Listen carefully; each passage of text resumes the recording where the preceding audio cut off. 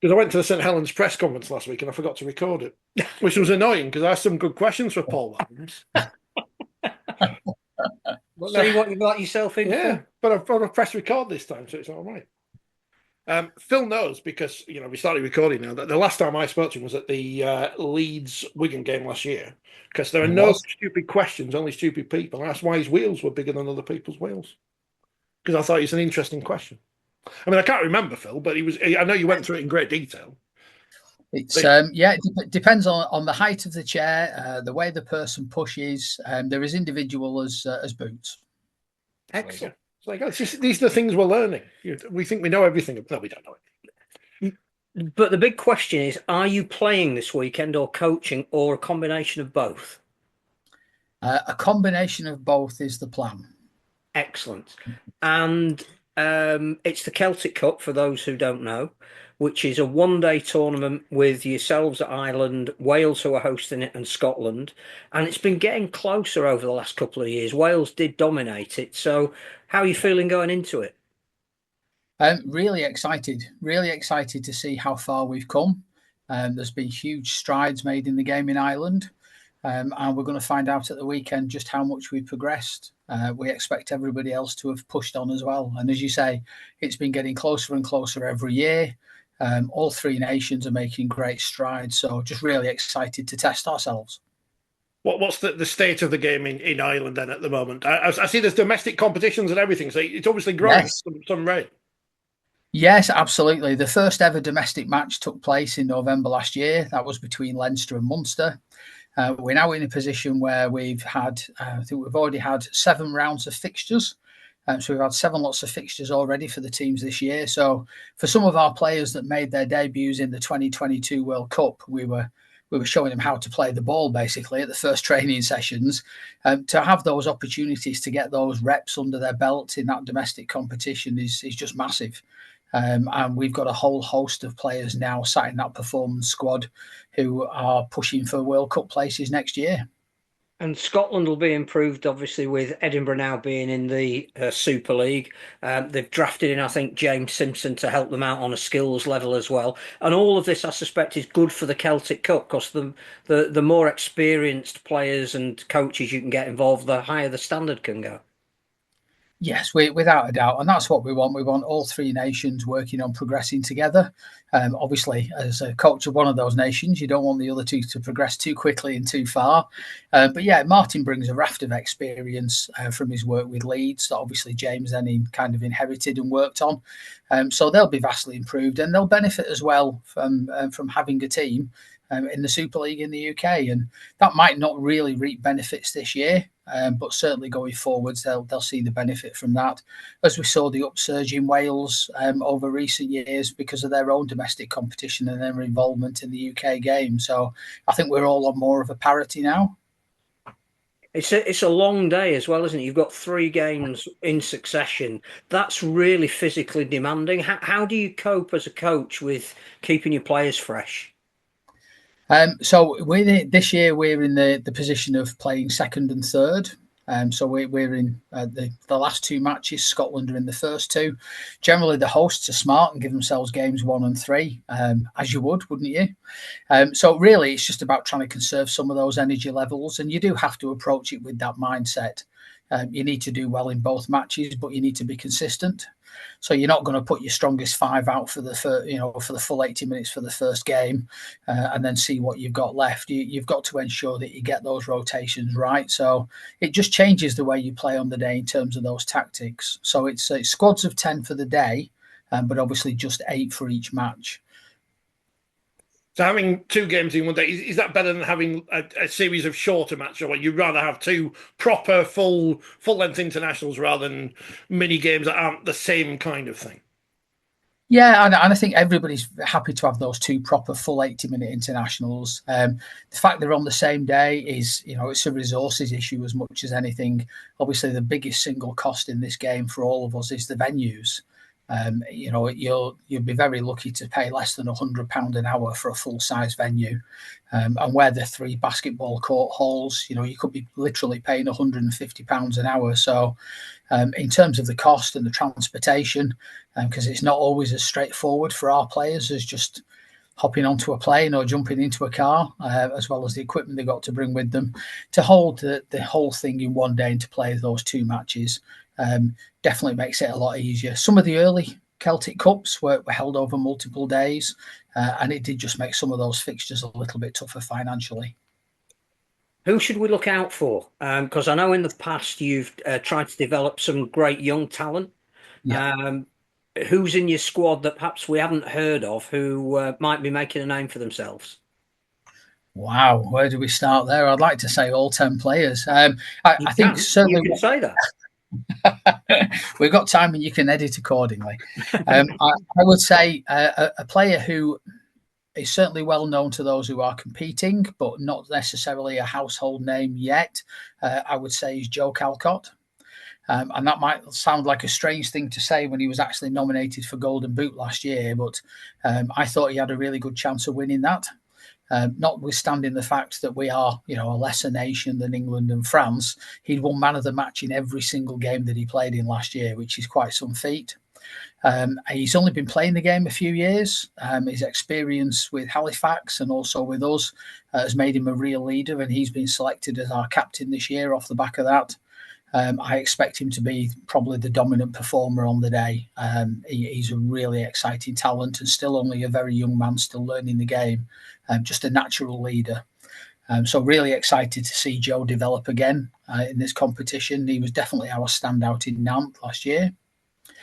We've got a young man on debut called Jack Shannon Cole. Jack first came to the game back end of last year and has really benefited from all of that domestic work we've been doing. He's definitely been the most improved player across our widest squad in the last 6 months or so, and will be making his debut at the weekend. He's an exciting young talent with pace. And then I'm probably looking to a couple more of the youngsters, I think. Oren Spain will still be a teenager despite having debuted in the 2022 World Cup. He's quick from what I remember. He is. He's quick. He's elusive. He's evasive. He's got some fantastic skills. He set a couple of tries up with backdoor flicks last year. He's got the full box of tricks. And again, his game on the back of his performances for Leinster has just got better and better. And then I guess probably call him the quiet man. We've got young Cian Horgan, who plays for Munster. And I would say he's as quick as anybody I've ever seen or coached in wheelchair sport. He's phenomenal. From a standing start, he's absolutely electric. And if we can give him some half opportunities, whether that's through open hands or through kicks, he's just rapid. And again, he's somebody who tactically and technically is benefiting from those extra reps now that the domestic fixtures have provided. So just the 4 to go out there. No, that's good. Rugby league, not a massive sport in Ireland in any sense. Where are you finding the players from over there that are coming to wheelchair rugby league? So it's been a real mixture.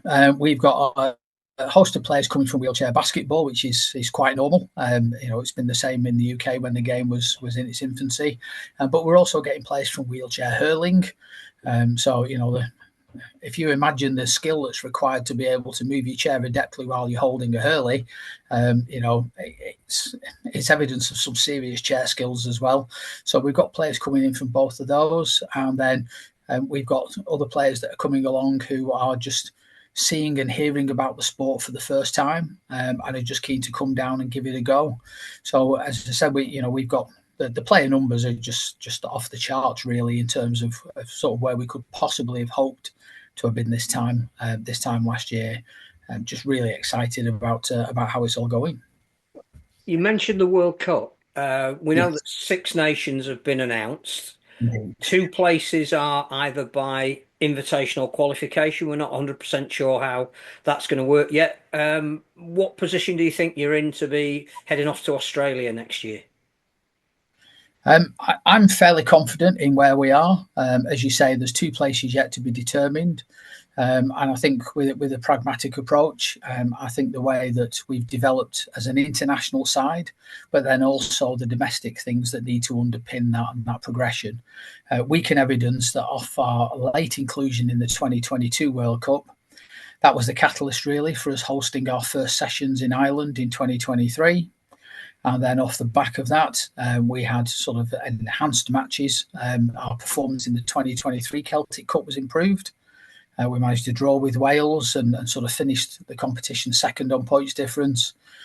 We then started to pull some more domestic training sessions together, which led to us winning the Celtic Cup last year in Galway, hosted for the first time.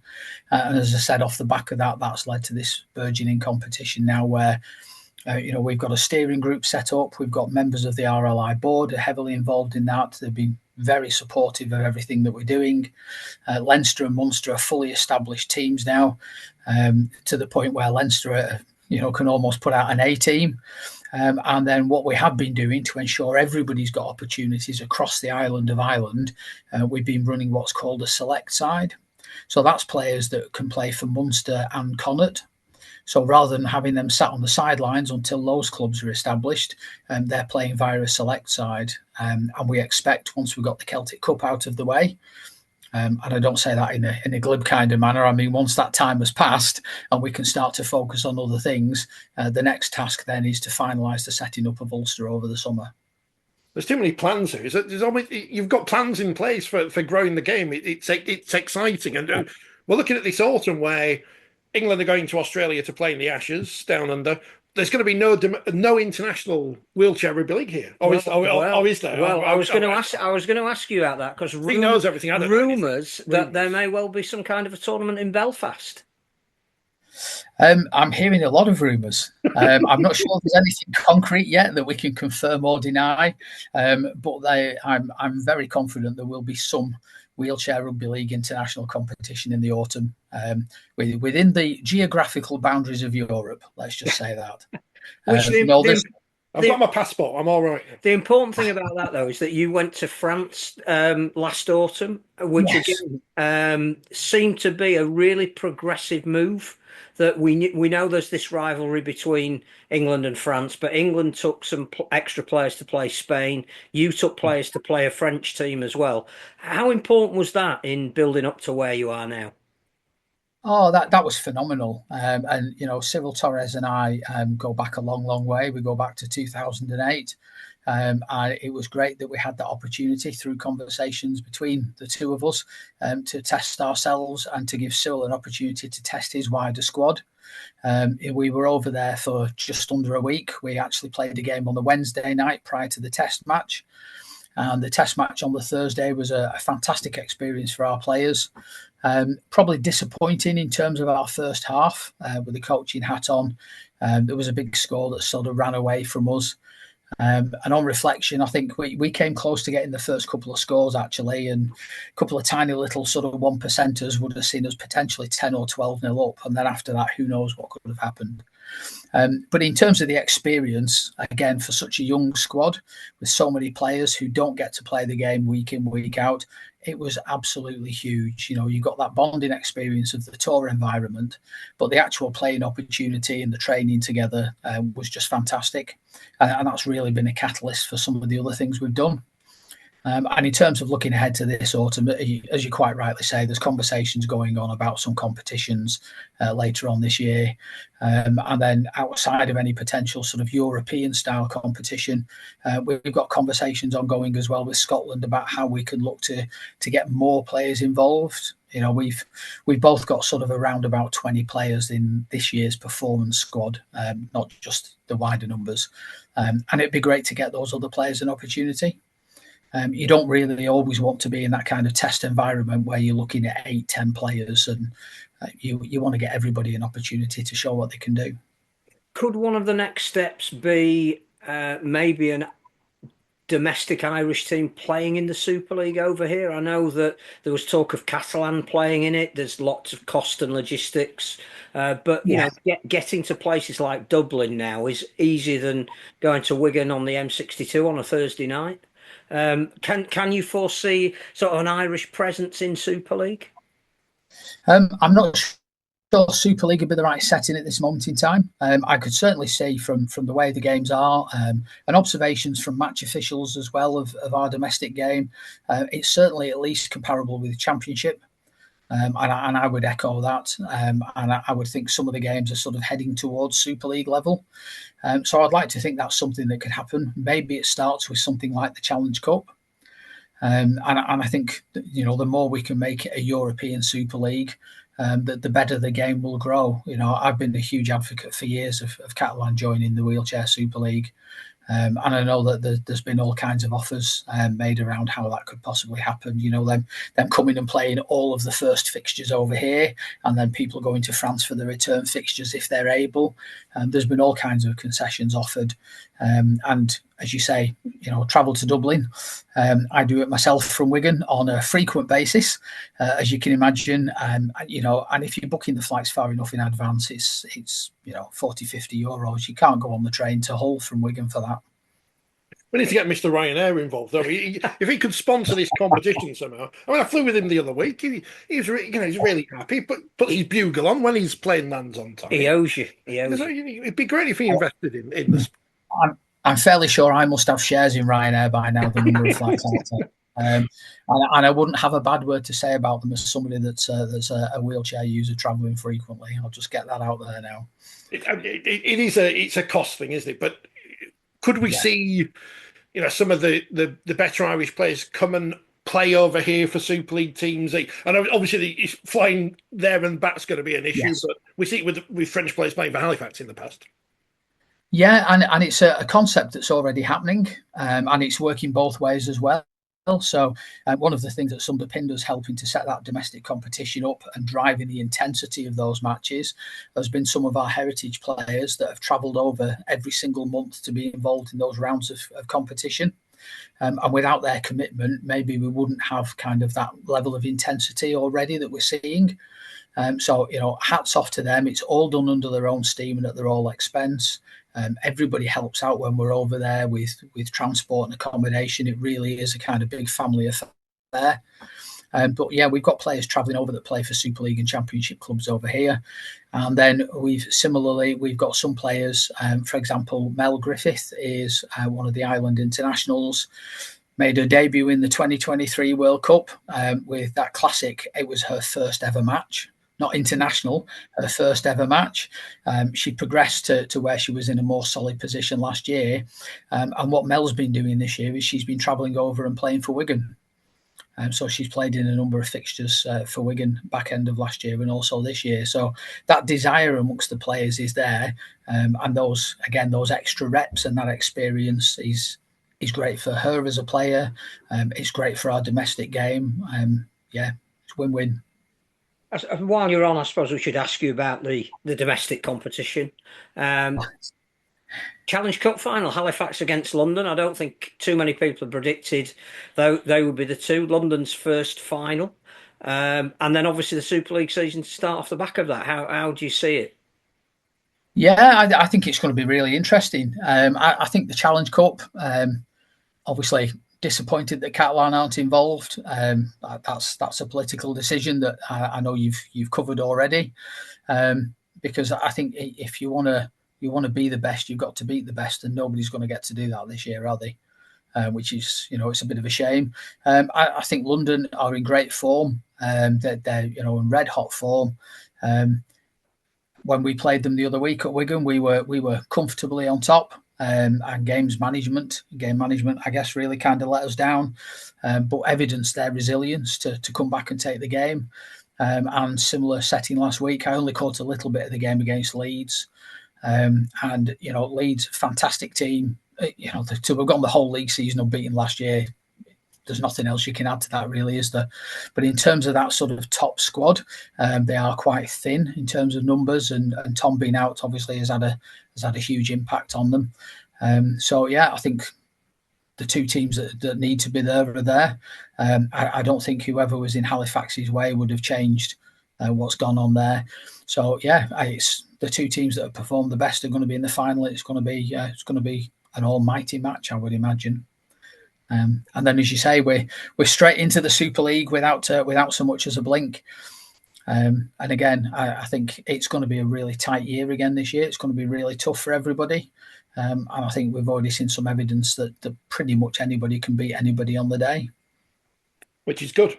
Which is good. So, unless you're the coach of one of the teams or involved with one of the teams, then you want to win every game. So the question is, have you got the Guinness in? If you manage to retain your Celtic Cup, how will you be celebrating? We have identified an appropriate hostelry close to the hotel that we're staying in. And we did establish last year that the Celtic Cup holds exactly 4 pints of Guinness. And we actually, just to make sure we got our measurements correct, we did check it on a couple of occasions. Good. I've not seen the trophy. Does it have a lid? Is it a trophy with a lid, or is it an open cup? Oh no, it's an open cup.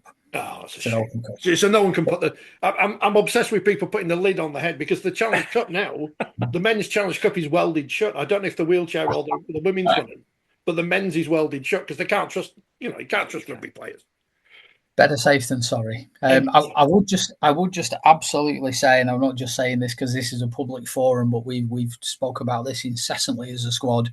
As of, to our mind, as of 9 o'clock on Saturday morning, the Celtic Cup belongs to nobody, and certainly not to Ireland. And it's a blank canvas, and we intend to go out there and win it from scratch if we can.